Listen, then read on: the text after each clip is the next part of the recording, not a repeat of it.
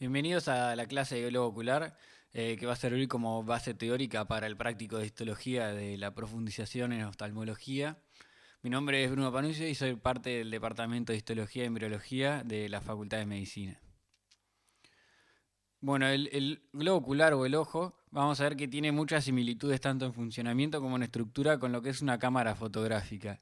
En ambos casos va a haber un sistema óptico de lentes y otros componentes que van a refractar la luz de cierta manera que converja en un sensor. En el caso de la cámara fotográfica, cuando impacta un fotón en este sensor, esta información va a estar guardada en un píxel que luego, sumando todos los píxeles, vamos a tener la imagen en general.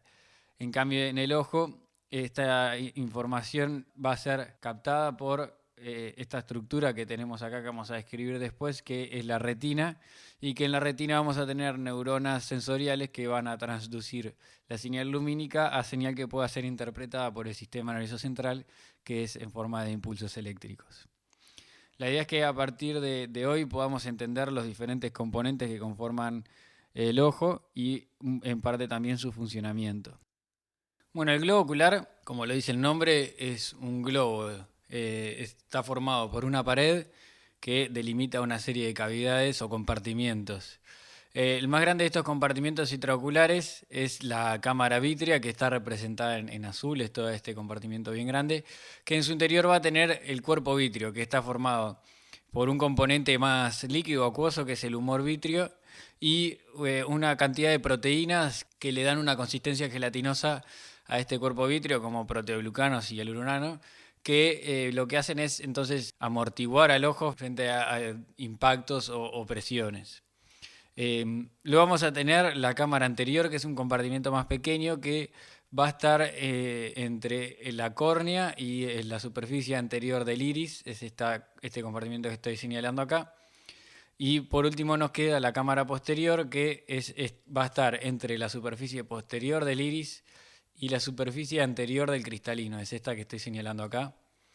Entonces vamos a tener la cámara anterior y la cámara posterior, y en ambas lo que vamos a encontrar es que va a haber humor acuoso, que es un líquido, una sustancia acuosa sintetizada por el cuerpo ciliar, que es esta estructura que está acá, que vamos a ver ahora después, y que en cuanto a composición es muy similar al plasma sanguíneo, pero carece de las proteínas que están presentes en el plasma sanguíneo. Y la función de este humor acuoso es en parte la de mantener la presión intraocular constante y también la de nutrición de estos tejidos avasculares como la córnea y el cristalino. Se nutren a partir de este humor acuoso. Bueno, en la pared del globo ocular vamos a ver que tiene tres capas concéntricas que se disponen desde el interior hacia el exterior.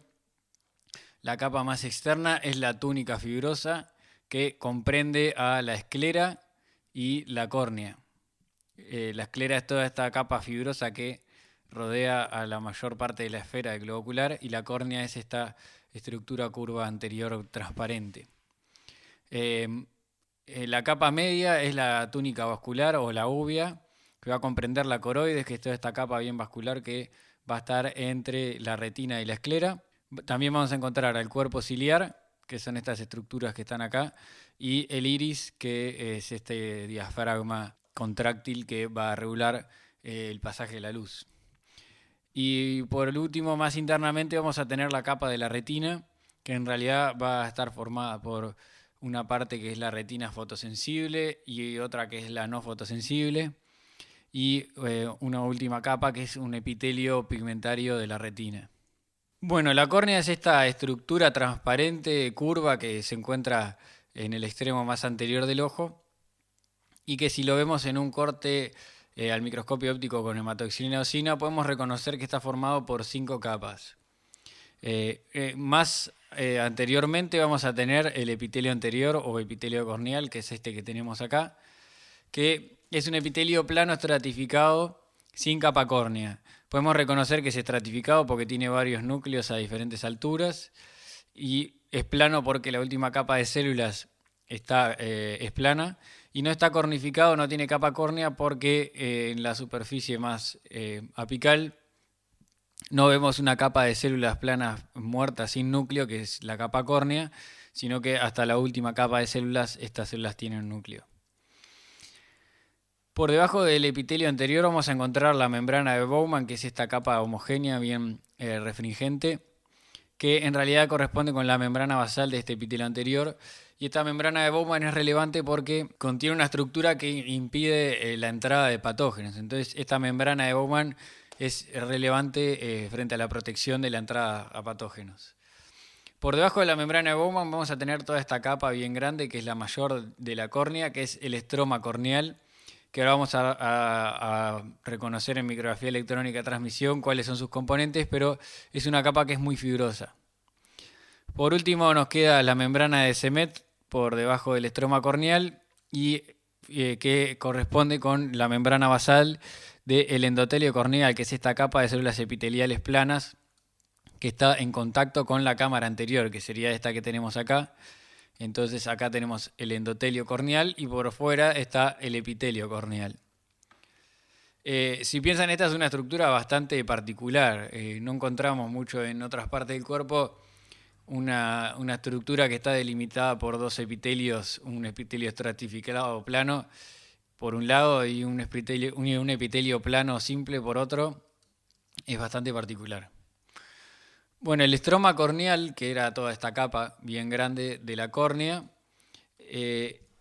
está formado por laminillas que se apilan y que en su interior contienen una gran cantidad de fibrillas colágenas que se disponen paralelas en cada laminilla. Y entre medio de estas laminillas hay sustancia fundamental y alternados hay algunos fibroblastos, que son estas células que sintetizan estas fibras. Como se puede observar en esta micrografía electrónica de transmisión, podemos reconocer que las fibrillas colágenas de cada laminilla se disponen paralelas entre sí y perpendiculares a las fibrillas de otra laminilla. Entonces, acá tenemos una lámina y todos estos puntos que vemos acá corresponden con cortes transversales de estas fibrillas de colágeno. Entonces, las fibras irían en el plano este de que estamos viendo. Acá tenemos otra laminilla y podemos observar que las fibrillas de colágeno se disponen en esta otra orientación, que es perpendicular a la fibra de colágeno de esta lámina. Y acá tenemos otra laminilla con la fibra de colágeno también en otro sentido perpendicular a este. Acá tenemos un cuerpo de un fibroblasto, que son estas células que se disponen entre medio, que son las que sintetizan estas fibrillas. Este espaciamiento uniforme entre las fibrillas de colágeno y la distribución perpendicular entre estas fibras entre diferentes láminas hacen que la córnea sea transparente, que vamos a ver que esto no sucede en la esclera, que se disponen desordenadas y por lo tanto hace que sea opaca. Entonces la transparencia de la córnea, que es necesaria para poder refractar la luz y que ésta llegue a la retina, está dada por esta uniformidad de la disposición de la fibra de colágeno en la córnea. Entonces, pasando a la siguiente capa, que es la esclera, que es la que rodea al ojo todo en su circunferencia, y es esta capa bien fibrosa, gruesa, que la vemos como blanca. Y es opaca, entonces, como les comenté, porque las fibras de colágeno están en todas direcciones, no están ordenadas. Podemos reconocer en un corte con hematoxilina eosina que tiene un epitelio similar al epitelio corneal, un estratificado plano con algunas capas más. Y por debajo de este epitelio reconocemos una porción de tejido conjuntivo laxo que estaba ausente en la córnea. Luego viene todo el estroma de la esclera, que es esta capa bien fibrosa, que la vemos bien fibrosa. Y que por debajo vamos a encontrar entonces las siguientes capas de la túnica vascular, como ser el cuerpo ciliar o la coroides. En la región en la que se unen la córnea y la esclera, que se conoce como limbo esclerocorneal, y es esta región que tenemos acá y acá, en esta región, podemos reconocer que tiene varias particularidades. Una de ellas es que en esta región se encuentran células madre que participan en la renovación del epitelio de la córnea. Es decir, que acá hay células que proliferan y van madurando hacia células de la córnea. Por otro lado, también en este limbo esclerocorneal vamos a encontrar una serie de estructuras trabeculares que las vemos en esta micrografía electrónica de Barrido. Todas estas trabéculas que dejan espacios entre medio y que confluyen hacia senos venosos, y estos senos venosos también van a confluir en unos conductos más grandes que son los conductos de Schlemm, que los podemos observar acá. Son estas estructuras bien grandes que se encuentran en el limbo esclerocorneal y que lo que hacen todo este sistema venoso es drenar el humor acuoso. El humor acuoso que les comentaba que encontramos en la cámara posterior anterior va a ser sintetizado en el cuerpo ciliar y este va entonces a ir hacia la cámara posterior y luego va a pasar a la cámara anterior y en la cámara anterior va a ser drenado por estos conductos, esta serie que tenemos acá de senos y conductos, para retornar a la circulación sanguínea. Este recambio del humor acuoso es importante por sus funciones, ¿no? La de mantener la presión intraocular y la de el aporte de nutrientes a estas estructuras avasculares como la córnea y el cristalino. En la esclera también es relevante porque sobre ella se insertan todos los músculos oculomotores que mueven el ojo en las diferentes direcciones. Y es importante que sea bien fibroso para poder anclar y soportar todas las fuerzas de estos músculos cuando se contraen. Bueno, ahora vamos a ver la siguiente túnica de la pared del globo ocular, que es la túnica vascular o uvea. Y vamos a empezar desde la región anterior por el iris y luego vamos a ver el cuerpo ciliar y la coroides. Bueno, el iris es esta estructura que nosotros podemos, cuando vemos un ojo, es lo que vemos que tiene esta coloración que depende de la persona, puede variar de azul, verde, marrón, y que es como un disco aplanado que en su interior tiene un orificio que es la pupila, a través de la cual ingresa la luz hacia el ojo y luego va a ir hacia la retina. Y este iris entonces actúa como una especie de diafragma contráctil que lo que hace es regular la entrada de luz, que este proceso se conoce como adaptación. Y entonces al contraerse o relajarse los músculos que están en el iris, la pupila se va a agrandar o achicar y esto va entonces a permitir una mayor o menor entrada de luz hacia el ojo y de manera de que no se dañe la retina y esta pueda estar sensando en todo momento de acuerdo a la cantidad de luz que hay en el exterior. Bueno, en esta figura se reconoce un poco esta estructura de tipo del disco aplanado que tenemos del iris. Acá están estos cortes transversales y acá reconocemos entonces este disco que tenemos. Y si nosotros lo vemos en un corte con hematoxilina eosina, vamos a reconocer esta estructura que se encuentra entre el cristalino y la córnea y que ahora vamos a reconocer los diferentes componentes que tiene. Bueno, vamos a encontrar que el iris está conformado por un estroma y un epitelio que es bastante particular. El estroma es toda esta región que vamos a encontrar más anteriormente y el epitelio lo vamos a encontrar en contacto con la cámara posterior.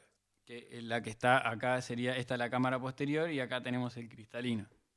Acá tenemos la cámara anterior. Vamos a ver primero en el epitelio vamos a encontrar que es bastante particular porque tiene dos capas que en realidad se podría considerar que son dos epitelios cuya superficie apical entran en contacto con el otro. A ver, vamos a entender un poco eso.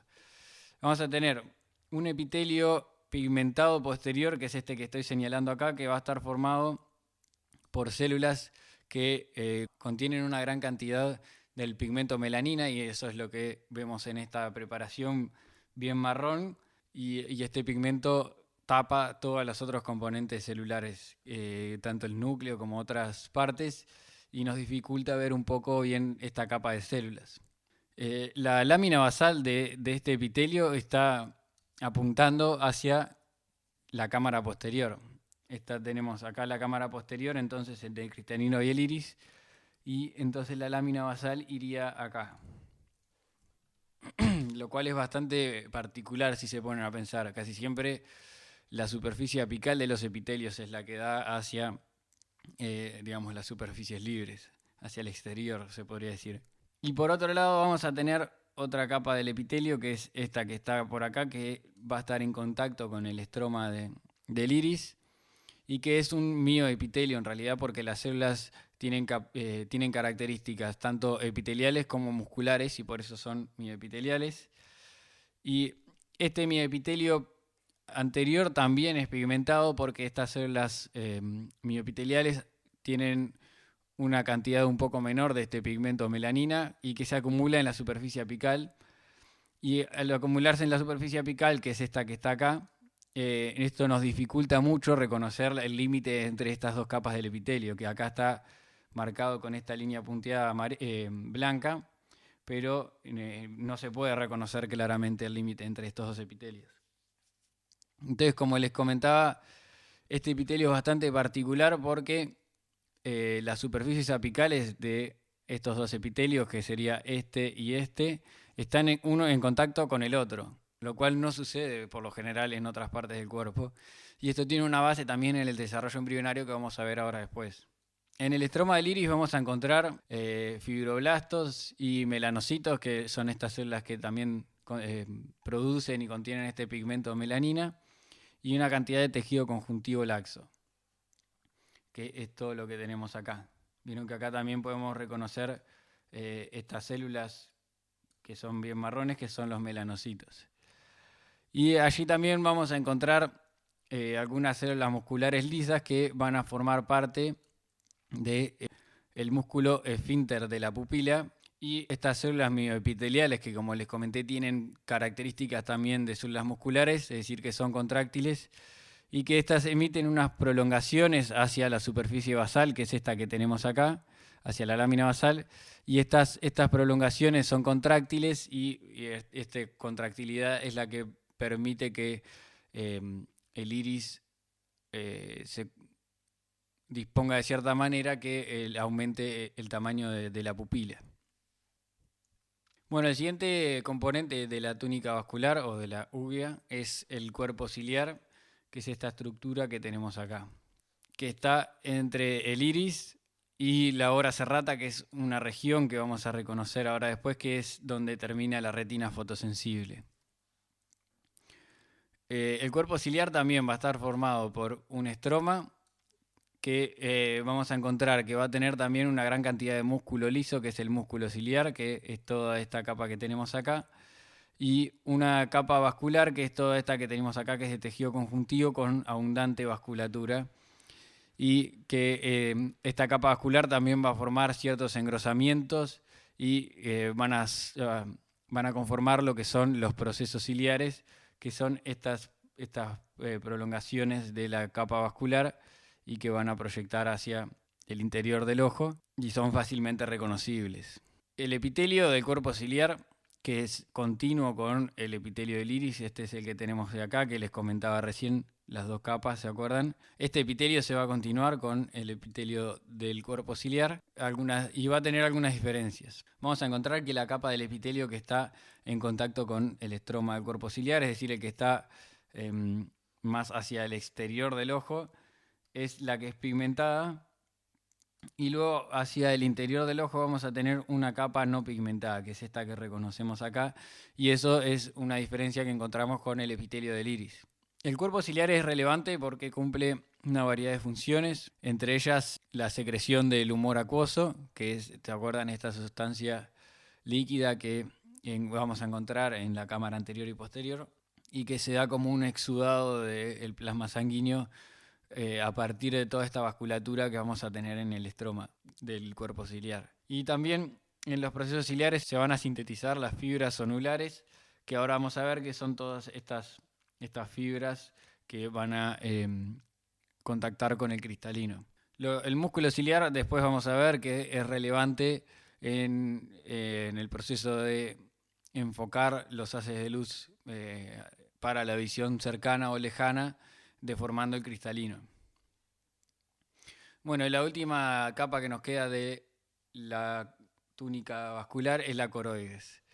Esta coroides es la que va a encontrarse entre la retina y la esclera y se caracteriza por presentar una abundante vasculatura.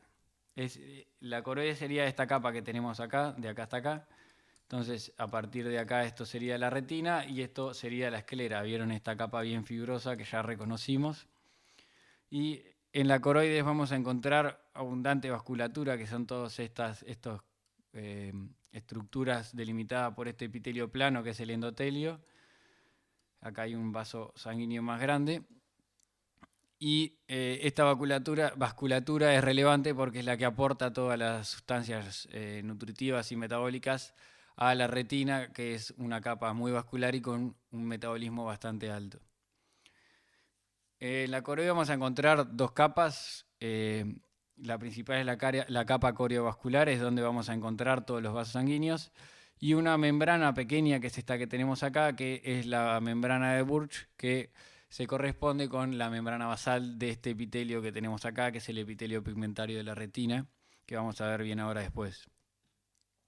En la coroides también vamos a poder encontrar células que producen pigmentos melanina.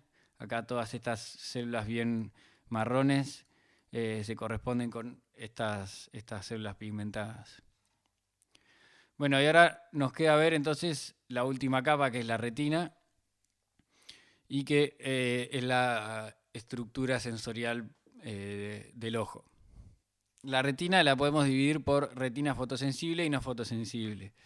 La gran parte es la fotosensible, es toda esta que está representada acá, y la no fotosensible es la que cubre el iris y el cuerpo ciliar, y está formado por un epitelio simple tipo cúbico, y que es la capa más interna que vimos del epitelio del cuerpo ciliar y del iris. En la retina fotosensible vamos a encontrar 10 capas que son reconocibles al microscopio óptico en un corte con hematoxilina eosina, y son estas que tenemos acá.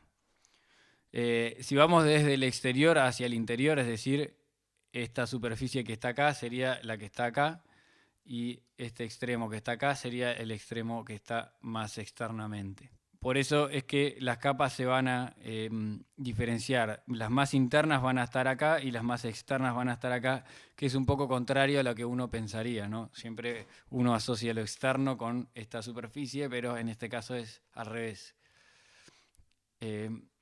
Entonces vamos a poder reconocer. Si vamos desde lo externo hacia lo interno, vamos a encontrar, acá está la coroides, es esta capa que tenemos acá con abundante vasculatura que comentamos recién, todas las células pigmentadas. Acá está la membrana de Burch, o lámina vítrea también se puede conocer.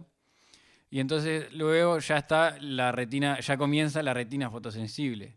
La primera capa que vamos a encontrar es el epitelio pigmentario, que es esta capa que tenemos acá, y que va a estar formado por células que producen el pigmento melanina, y vamos a ver que tiene unas funciones bastante relevantes en el mantenimiento de la capa de fotorreceptores. Luego vamos a tener la segunda capa del epitelio, que es la capa de bastones y conos, que son los fotorreceptores, que es esta capa que tenemos acá, y que reconocemos todas estructuras paralelas en este sentido, que justamente son estos, son los fotorreceptores que se disponen en este sentido.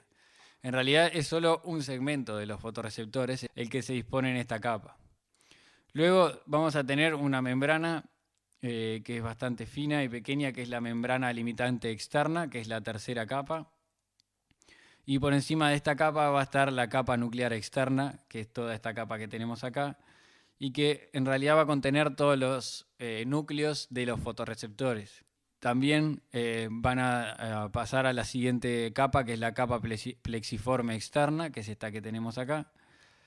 Y en esta capa plexiforme externa es que van a encontrarse la sinapsis entre los conos y bastones, entre los fotorreceptores, y otras neuronas que vamos a ver que cuyos núcleos están en esta otra capa, que son las células bipolares y las células horizontales.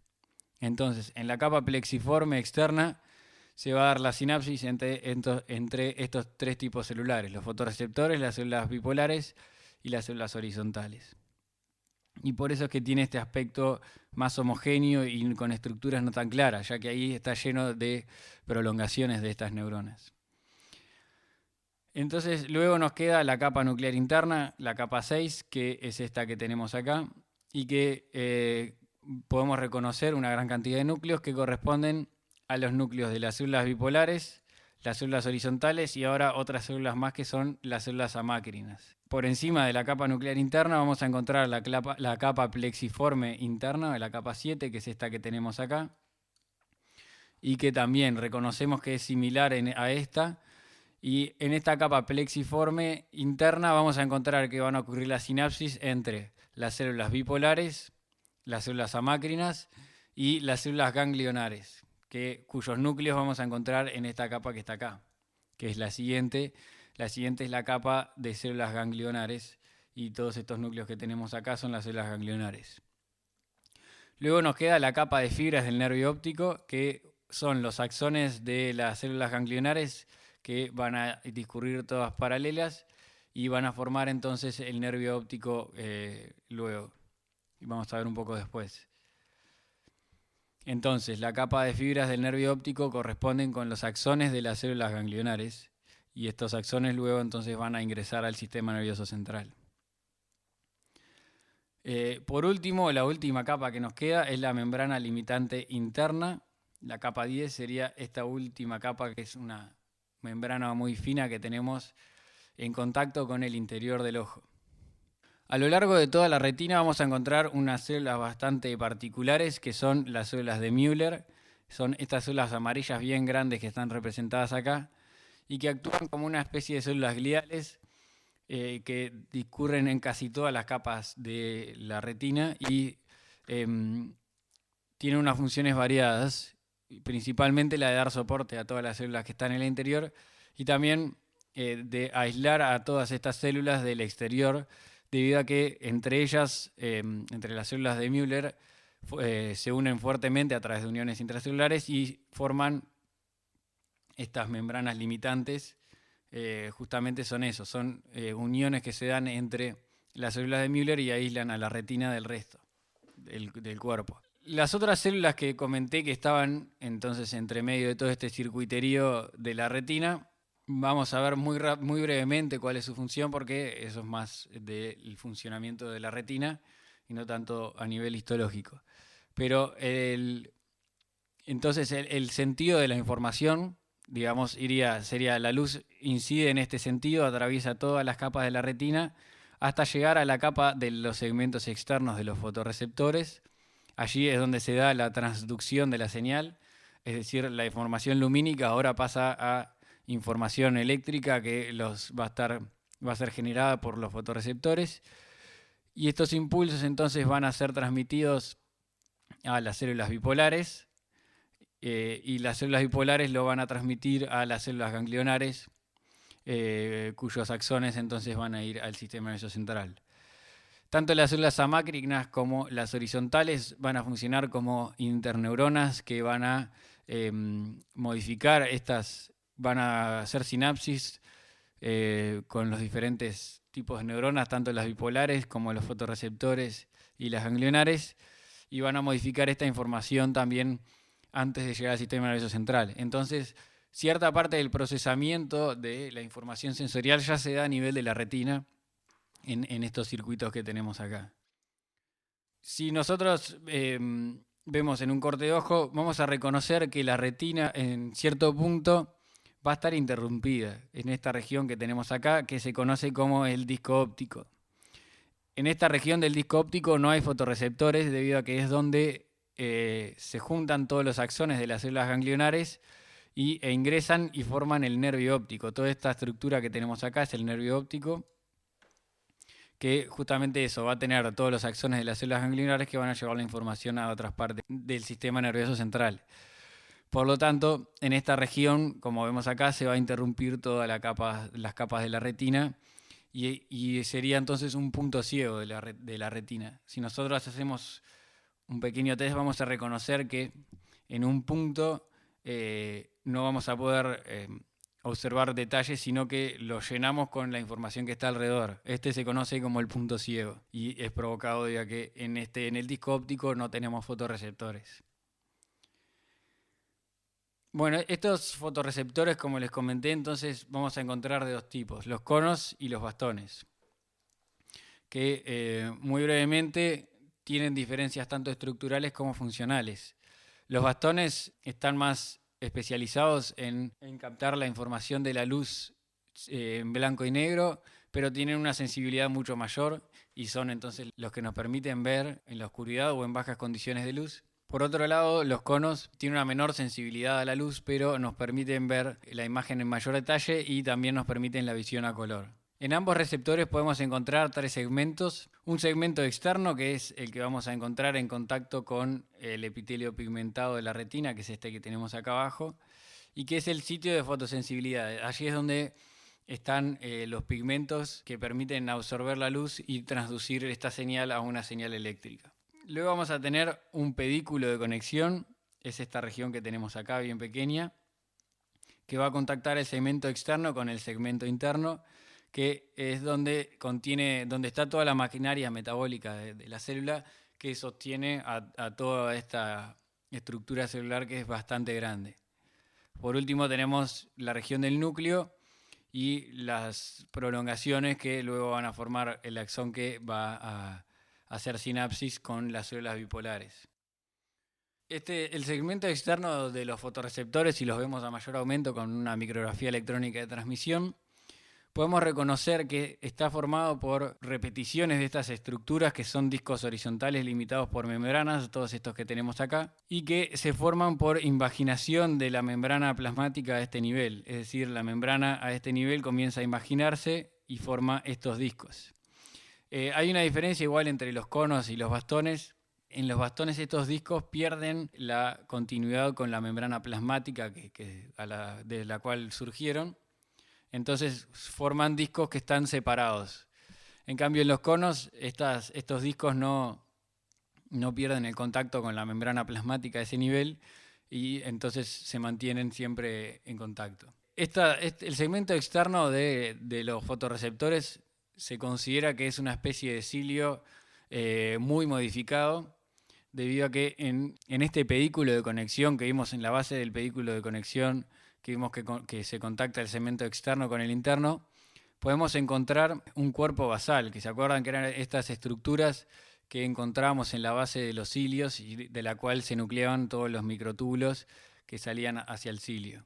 Por eso es que se considera que este segmento externo sería como un cilio muy modificado.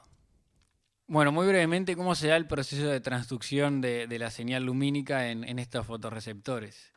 Como les comenté, la luz viene desde el interior y atraviesa todas las capas de la retina hasta llegar al segmento externo de los fotorreceptores, y allí en la membrana de estos discos membranosos que encontramos en el segmento externo de los fotorreceptores, vamos a encontrar que hay toda una maquinaria que transducen esta señal. En primer lugar, hay un pigmento que en el caso de los bastones es la rodopsina y en el caso de los conos es la iodopsina, que este pigmento entonces al ser impactado por un fotón cambia de conformación, y este cambio de conformación va a activar una serie de proteínas que van a desencadenar esta señal. En realidad en los fotorreceptores ocurre lo opuesto a lo que uno pensaría. Estos fotorreceptores en oscuridad, es decir, cuando no son activados, están descargando constantemente la señal sináptica, que es este neurotransmisor, que es el glutamato.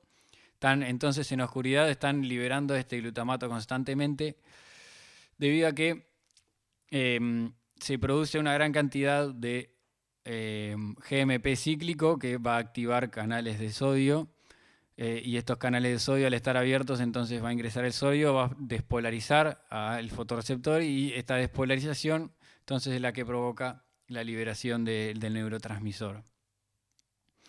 En cambio, cuando la luz incide en estos fotorreceptores, impacta sobre, esta luz es absorbida por el pigmento.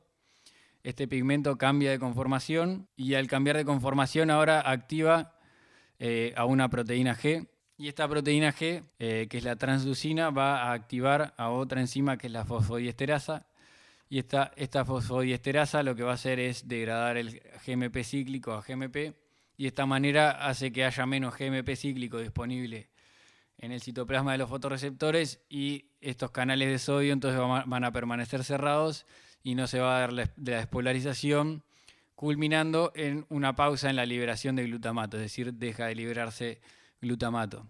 Por eso es que es al revés. En la luz, en realidad, cuando incide la luz, la célula deja de descargar. La luz descarga en la penumbra o en bajas condiciones de luz, y en altas condiciones de luz la célula deja de descargar. Por debajo entonces de la capa de fotorreceptores, de los segmentos externos, teníamos el epitelio pigmentario. Este epitelio contiene gránulos de melanina. Las células de este epitelio contienen gránulos de melanina, que lo reconocemos en esta micrografía electrónica de transmisión. Estos gránulos bien electrondensos. Y esta melanina lo que hace es absorber la luz para evitar que la luz se reflecte y vuelva a los fotorreceptores, ya que esto puede generar que la visión sea más borrosa.